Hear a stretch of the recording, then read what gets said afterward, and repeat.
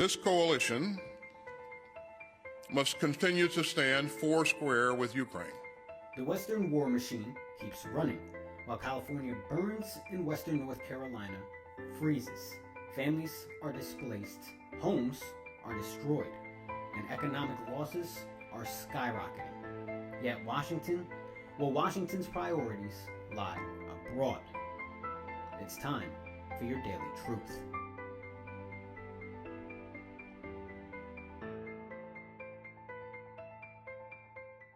Ukraine's survival is on the line, but so is all of our security. That's Secretary of Defense Lloyd Austin laying it out. And here's what you need to know. Washington is preparing to announce another $500 million in military aid to Ukraine. Let me say that again. $500 million. This comes on top of the jaw-dropping $126 billion already funneled into the Ukrainian conflict. And there's a catch. The clock's ticking. The current administration's got about a week left in office. I'm leaving this contact group not with a farewell, but with a challenge. The coalition to support Ukraine must not flinch. It must not falter, and it must not fail. The Pentagon is teeing up the ball for the incoming administration. Meanwhile, Ukrainian President Vladimir Zelensky, well, he's in a scramble, locking in commitments before that buzzer sounds.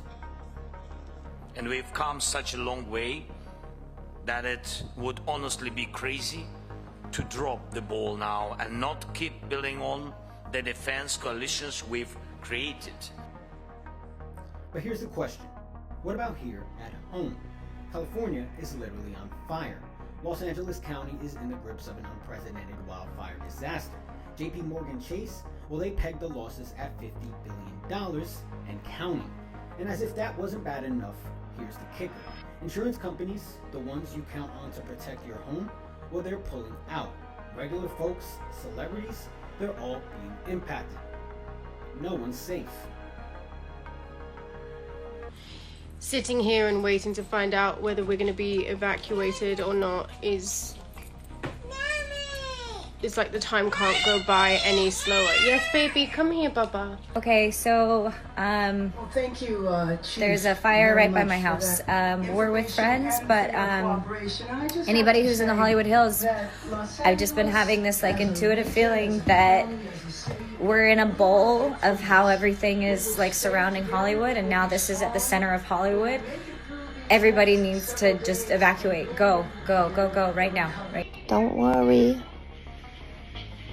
Sebastian made it. Oh my God. Celebrities from comedian Billy Crystal to actress Mandy Moore and even Paris Hilton are all counting their losses. And here's where the plot thickens. Can you address the criticism now over the budget issue and the slashing $17 million? You know, I think if you go back and look at the reductions that were made, there were no reductions that were made that would have impacted the situation that we were dealing with over the last couple of days. That's Los Angeles Mayor Karen Bass trying to defend herself. Critics slammed her for being on vacation in Africa when this crisis erupted, and reports reveal that just last year she slashed the city's fire department budget.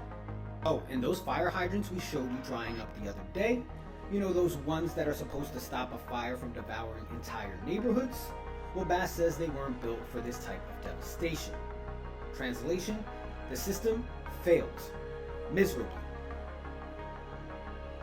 This is literally where I live, everything. The market I shop in, the schools my kids go to, friends, many friends now have lost their homes.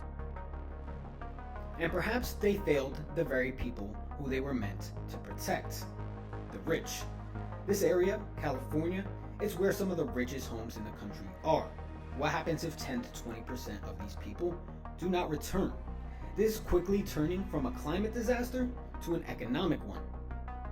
Now let's shift gears here to Western North Carolina, the same area is decimated by hurricanes just a few months ago. Well, now thousands of families are bracing for the worst as a winter storm prepares to barrel down on the area.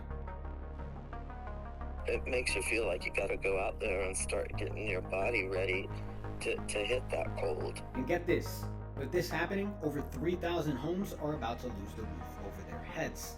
Why? FEMA's Transitional Sheltering Assistance Program is pulling the plug. That's the program where FEMA covers hotel costs for disaster survivors who qualify. Well, on January 3rd, FEMA began issuing eviction notices to some of these families no longer eligible for the program. And the deadline? January 10th. More than 5,500 households are still relying on this program, but FEMA says only 2,100 of them meet the requirements to stay in hotels.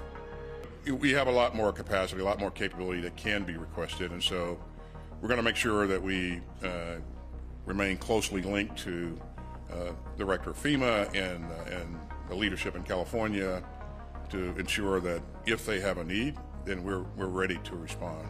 And that was Lloyd Austin on Thursday, again, just a few minutes after announcing that $500 million in aid to Ukraine. What we're seeing on the ground, though, is the reality is much different. So let me get this straight. $500 million for Ukraine, while California burns and thousands of families in North Carolina face the cold. You know what? This isn't just about budgets, disasters, or even priorities. It's about values. How do we justify sending billions overseas when our own citizens are struggling to survive fires, storms, and simply a system that seems designed to let them down?